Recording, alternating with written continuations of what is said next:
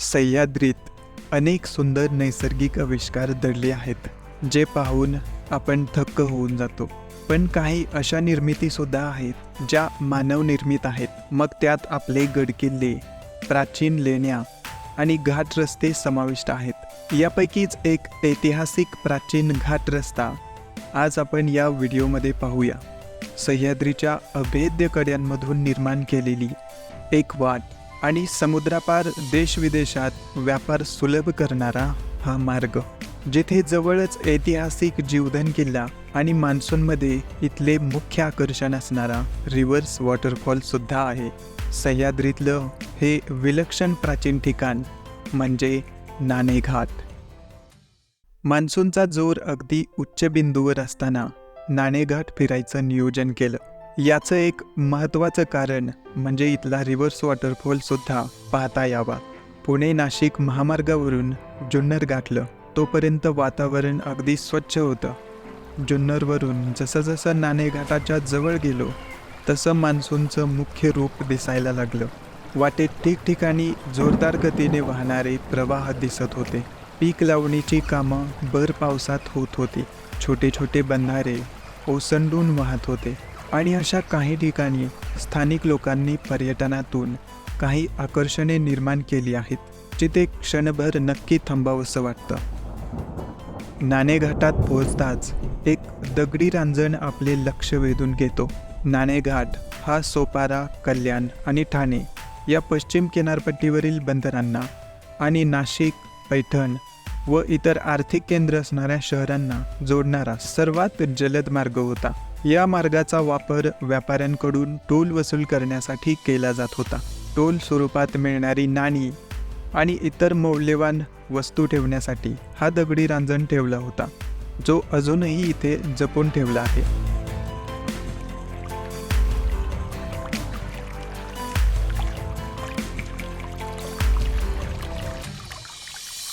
हे ठिकाण पुण्यापासून 120 किलोमीटर आणि मुंबईपासून 165 किलोमीटर अंतरावर आहे.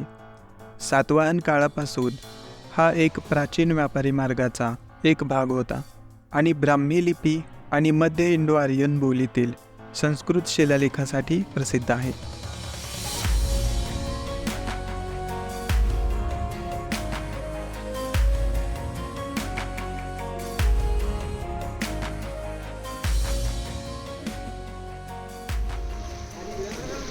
तर नमस्कार मंडळी, आपण सध्या आलोय नाणेघाटामध्ये आणि बघू शकता तुम्ही, हे खूप मस्त वातावरण आहे इथं, अगदी स्वर्गासारखं.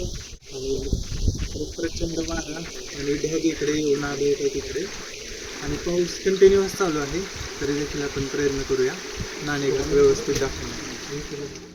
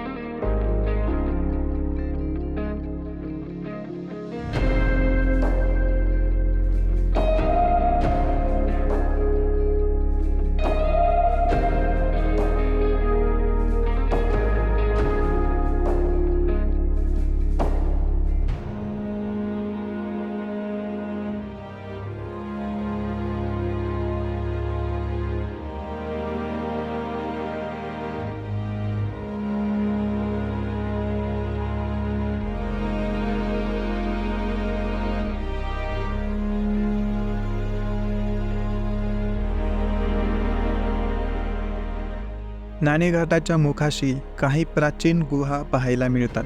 ही सातवाहन काळात व्यापारी मार्गावर विश्रांतीसाठी बनवल्या होत्या.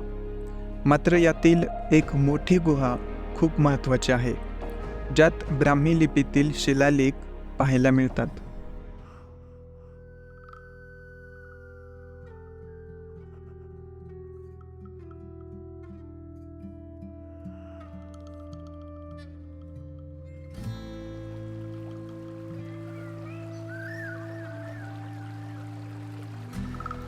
जून आणि जुलै महिने म्हणजे वादळ वाऱ्याचा पाऊस, आल्हाददायक वातावरण आणि धूसर निसर्ग. गिर्यारोहक व पर्यटकांना सर्वात जास्त आवडणारा दरवर्षीचा हा काळ. मात्र सह्याद्रीचे हे सुंदर वाटणारे रूप कधी रौद्र रूप होईल हे सांगता येत नाही. त्यामुळे सर्वांनी सुरक्षितपणे निसर्ग आणि मान्सून पर्यटन अनुभवणे गरजेचं झालं आहे.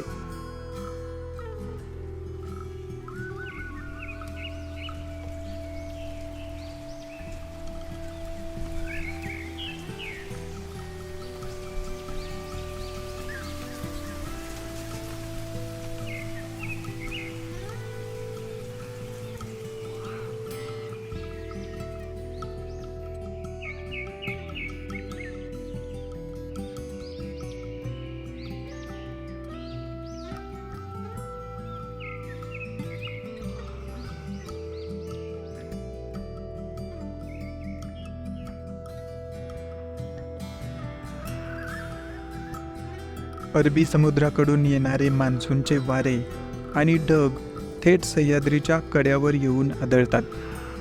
त्यामुळे इथे सर्वत्र स्वर्गासारखे भासणारे वातावरण तयार होते.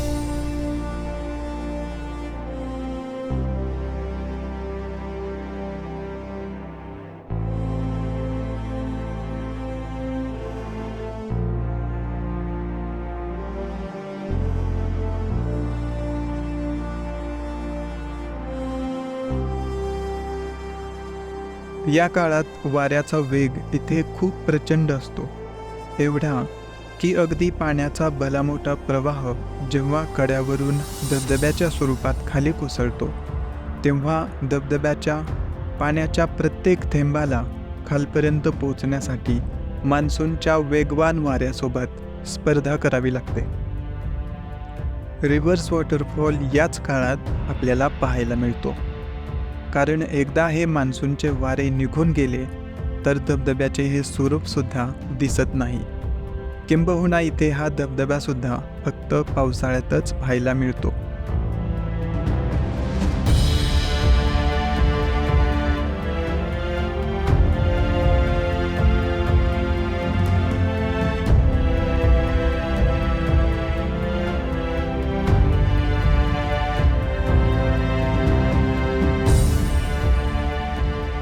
तर कसा वाटला हा अप्रतिम नाणेघाट आणि इथला विलक्षण रिव्हर्स वॉटरफॉल?